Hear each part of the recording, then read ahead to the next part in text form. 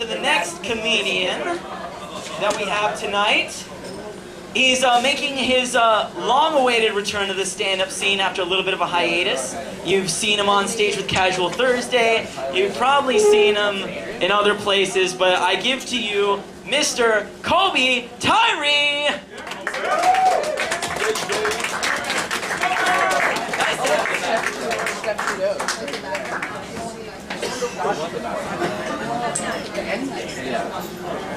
Angel, can you turn that on? This? Yeah. Oh, you're recording it? Yeah. Is it the red button? I can finally tell my parents what I did over the weekend. Yeah, press the red button. No, don't worry about it. The point is, well, two things.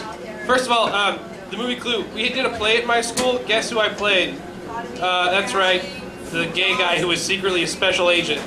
So watch out. The other one is, usually I did stand up a lot last year. I wrote jokes. They were very jokey jokes. That's what I was doing. I got sort of tired of it, and then I found a website that completely changed the way I saw the world. And it just made me so angry. Like, I woke up and I was like an Obama intern. I was like a liberal. I was a Democrat. I believed in like all of these things. I was like ideal. I believed in the good-natured human of humanity. And then I went to dabagirls.com and it all came fucking crumbling down. And I realized that, and the only way to properly get rid of my like anger was to do a Louis Black impression. So here the fuck I am. Who here's from Manhattan? Fuck you! I hate Manhattan. Manhattan for me will always be the physical embodiment of the feeling I get whenever my brother's about to open his mouth, and it's that I want to stab myself because I know whatever's coming. I'm probably gonna want to stab myself even more. You guys are saying, oh, your brother was annoying.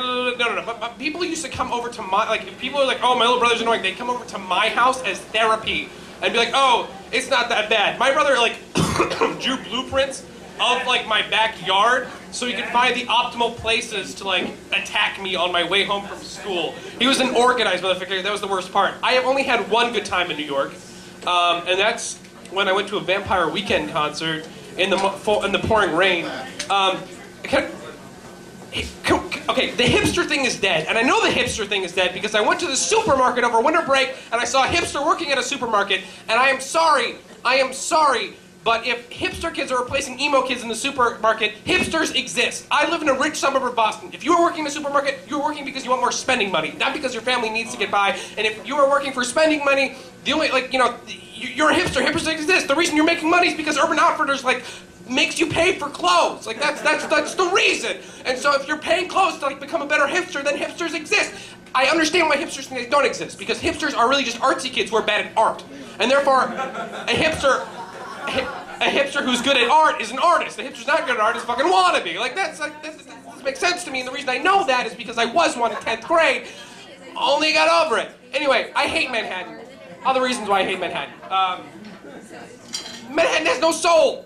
Manhattan has no mother goddamn fucking soul. I've never been to a city that prides itself on its ability to self-segregate on a motherfucking grid. It's like I go there and like somebody like is explaining to me like, oh, this is Manhattan. I was like, oh, what's in that part of Manhattan? I was like, oh, that's where the rich Jews live, and that's where the Orthodox Jews live, and that's where the Jews that celebrate Christmas and Hanukkah live. You can play fucking Battleship with the neighborhoods in Manhattan.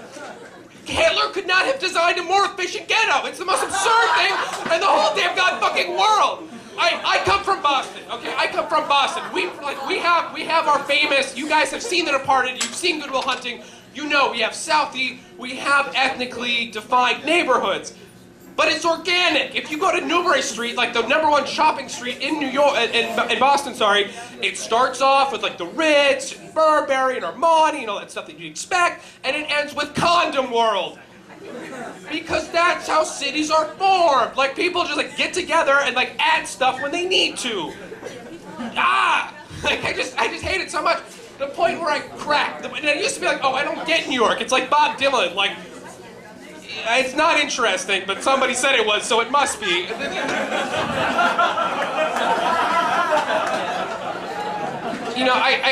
thought I didn't get it. And then I saw dabagirls.com. DABA stands for Dating a Banker Anonymous. It's a support group and blog for women in their 30s who were dating iBankers, and now it sucks because the recession. It's like, you know, it used to be we could just go shopping with their credit cards and then we'd come back and have sex.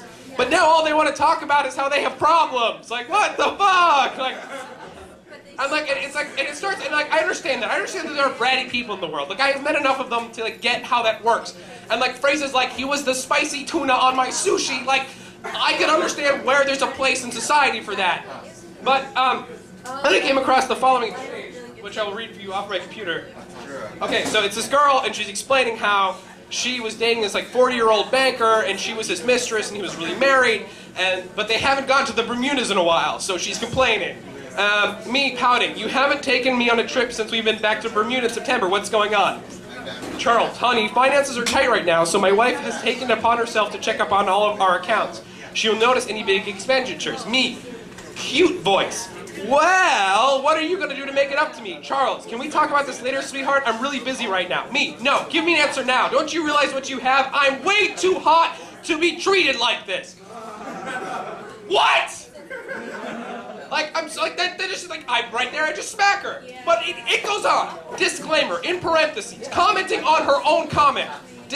Yes, I come across as bratty here, but it typically works when trying to get something out of him.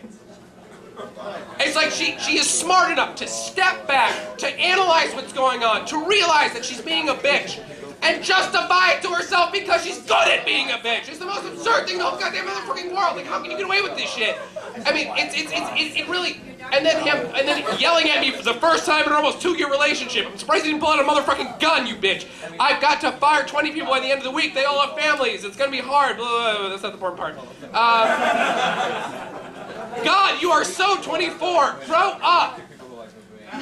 Thank you. Words of wisdom coming together in the forms of a crisis. He apologized a few hours later because he yelled at her. It was mean. They should sit down and have a normal conversation. No. He promised my age was one of the things that endears me to him the most. Like, she's dating him because he's like, he knows that she's only dating him because he's rich. She knows that he's only dating her because she's 24. And right here is where I become a social conservative. Because you're going to say as a liberal, oh, but like there's no pretense. Like there's no pretense. They're just making each other happy. That's all they want out of the world. Who the fuck cares if they're being honest? No, that's the fucking philosophy that got us the crisis in the first place. And somebody's sitting down at a desk and going, I know this is wrong, but boy, does it look good on paper. Like, that is the financial crisis. Like, it's absurd. Anyway, but the point is, the final quote that just really got me, the final point where I just have to sit back and I have to think, what, I don't know what I'm going to think. The point is, Princess, we need to talk. How do I explain this? You are a costly investment. During better economic times, I was happy to spend a little to buy American, but now we are all being forced to make tough decisions, and well, bottom line, I can quite literally get more bang for my buck if I invest with a foreign model instead. Invest in mail order brides, people. I'll see you later.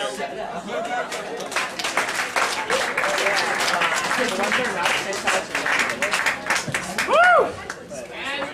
I don't know about you, but all of a sudden I don't hate my dad anymore. I just reconciled all my problems. All right.